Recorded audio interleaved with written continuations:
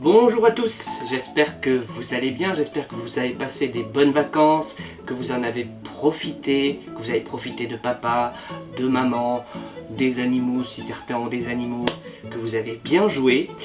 Donc, on reprend la première semaine d'école, toujours à distance. Pour la suite, au moment où je tourne la vidéo, je ne sais pas trop vraiment si on se reverra ou pas. Certains oui, d'autres non, on ne sait pas encore. Voilà, ça je peux pas vous en dire plus pour l'instant.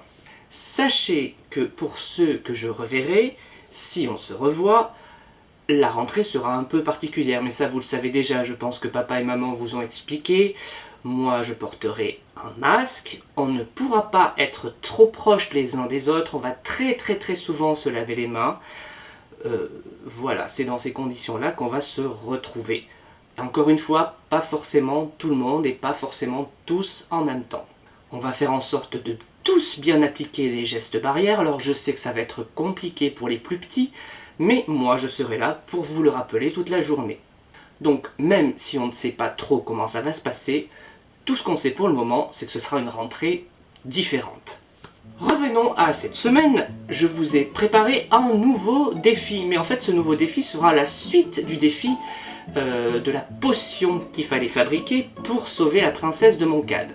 Tout le monde, ou à peu près tout le monde, avait fabriqué cette potion-là. Désormais, il va falloir aller affronter la sorcière. Et pour affronter cette sorcière, il va falloir prendre des objets parmi une liste d'objets que je vous ai préparés. Encore une fois, ce défi n'est pas du tout obligatoire. Si vous voulez participer, vous pouvez. Et si vous n'avez pas le temps, ben, ce n'est pas grave, ce n'est pas une obligation.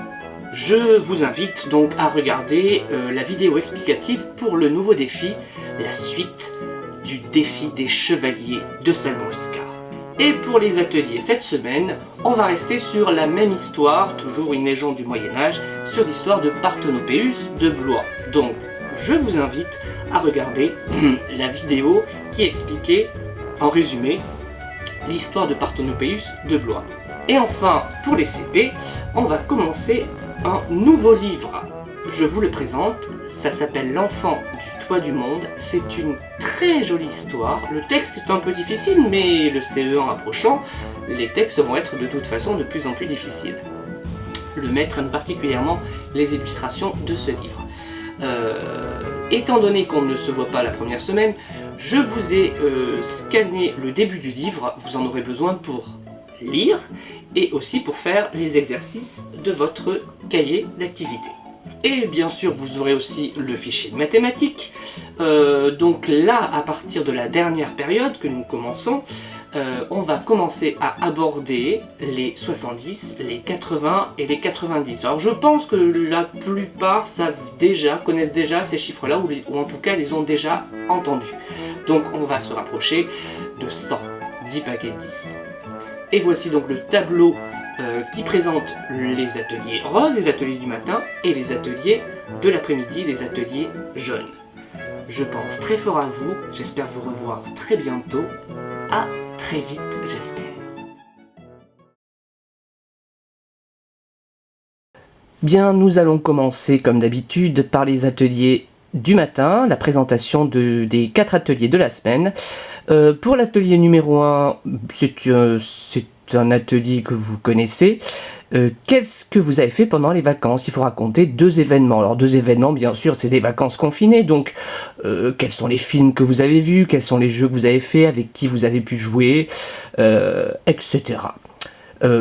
Pour l'atelier numéro 2, nous restons sur l'histoire de Parthenopéus de Blois. La vidéo est toujours disponible. Donc il va falloir répondre à un questionnaire, un vrai-faux. Pour les petits moyens, il y a 5 affirmations. Pour les plus grands, il y en a 10. Atelier numéro 3, c'est l'atelier mathématique. Il va falloir comparer des collections. Donc là, c'est des collections de pain et de poissons, donc d'aliments. Pour les plus petits, il faut juste regarder où il y a le plus, ou là où il y a beaucoup d'aliments, de pain ou de poissons ou de bouteilles. Pour les moyens, il va falloir comparer ces collections. Et pour les plus grands, il va falloir comparer des collections plus grandes. Pour les CP, il faut aussi comparer ces collections, mais là, vous allez manipuler les chiffres que vous verrez cette semaine, puisqu'on commence à voir les 70, les 80 et les 90. Voilà pour l'atelier numéro 3. Atelier numéro 4, c'est la suite, la petite suite par rapport au défi de votre potion que vous avez déjà fabriqué. Maintenant que votre potion est faite, il va falloir aller sauver la sorcière, se repérer sur la carte et choisir les objets que vous voulez emporter avec vous. Vous, le chevalier. Donc, il va falloir dessiner ces objets et choisir entre deux chemins possibles sur la carte, soit la forêt lugubre, soit la caverne maléfique. Voilà pour les ateliers du matin.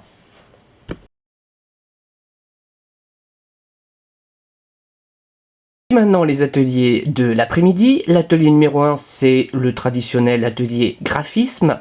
Cette semaine, on va se concentrer sur les vagues et les montagnes, les dents de scie. Tout simplement, ça va nous permettre ce geste-là va nous permettre de faire pour l'atelier numéro 4 que je présenterai par la suite, les V, les W, les Y. Pour l'atelier donc numéro 1, graphisme pour les plus petits, il va falloir repasser sur les vagues et sur les montagnes. Pour les grands et les CP, c'est le même atelier, mais vous devez en faire beaucoup plus. Atelier numéro 2, l'atelier conscience phonologique, c'est tout simplement, il va falloir taper des syllabes pour Parthenopéus, Mélior, Roi, Sanglier, Urac et Pin. Sauf que là, il va falloir écrire le nombre de syllabes. C'est le même atelier pour les petits moyens et pour les grands CP. La grande différence pour les grands CP, particulièrement pour les grands, c'est que vous devrez aussi séparer les syllabes dans chaque mot en faisant des petits traits. Voilà pour l'atelier numéro 2. Atelier numéro 3, c'est l'atelier de reconnaissance de mots dans un texte. Donc pour les plus petits, bien sûr, donc vous avez des mots en majuscules, et avec ou sans les étiquettes, c'est selon. Vous devez repérer les mots modèles pour repérer Parthenopéus, Mélior, château et bateau. Pour les plus grands, il va falloir d'abord entourer tous les mots, puis il va falloir repérer certains mots avec le code couleur, et enfin comptez le nombre de fois que vous voyez ces mots-là dans le texte. Atelier numéro 4, c'est donc l'atelier d'écriture.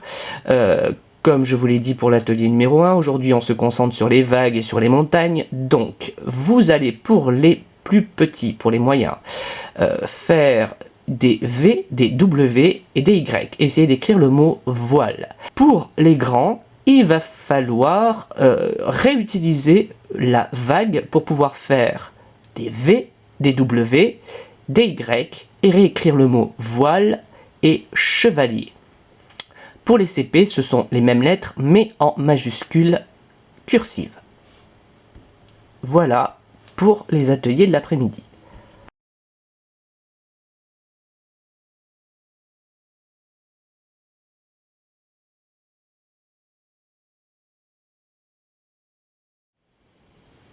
Les CP, donc voici la présentation du travail que vous ferez sur le cahier d'activité. Alors c'est sur un livre qu'on ne connaît pas, c'est L'Enfant du Toit du Monde. Honnêtement, c'est la préférée du maître. C'est une très très belle histoire, j'aime beaucoup cette histoire. Vous ne l'avez pas encore en vrai, donc c'est pour ça que je vous ai fait des copies du livre jusqu'à la page 9, et après ça, alors que vous reveniez à l'école ou non, vous pourrez avoir le livre en vrai, pour pouvoir le manipuler. Et donc, pour cette semaine, vous allez d'abord commencer par la partie « Je découvre l'album », c'est-à-dire que ça va être avant la lecture, pouvoir bien regarder la couverture, pouvoir regarder pour la première fois, vous allez avoir le sommaire du livre à regarder, ça je laisse à papa et maman le soin de vous expliquer. Donc les 2 pages du découvre l'album, puis la lecture de la page 4 à 9, et vous allez répondre donc à la partie je comprends. Puis la partie mémo des sons. Alors là, on a fait vraiment l'essentiel des sons jusqu'à présent. Là, on aborde des points un peu particuliers. Donc là, ça va être qu'est-ce qui se passe quand parfois, à côté du E, il y a une consonne. Donc vous verrez que ça ne fait plus E, que très souvent ça fait E. Pas E, mais E. Donc il faudra bien insister, là je dis à papa et maman, il faudra bien insister entre la différence entre E et E. Donc voilà, je vous laisse faire cette page. Et puis enfin, donc la production d'écrit de la semaine, c'est sur des lieux où tu aimes passer tes vacances, que ce soit à la plage, à la montagne, dans des endroits particuliers. Voilà, donc ça, ce sera pour la production écrite de la semaine. Voilà, donc il faudra aller jusqu'à la page 48.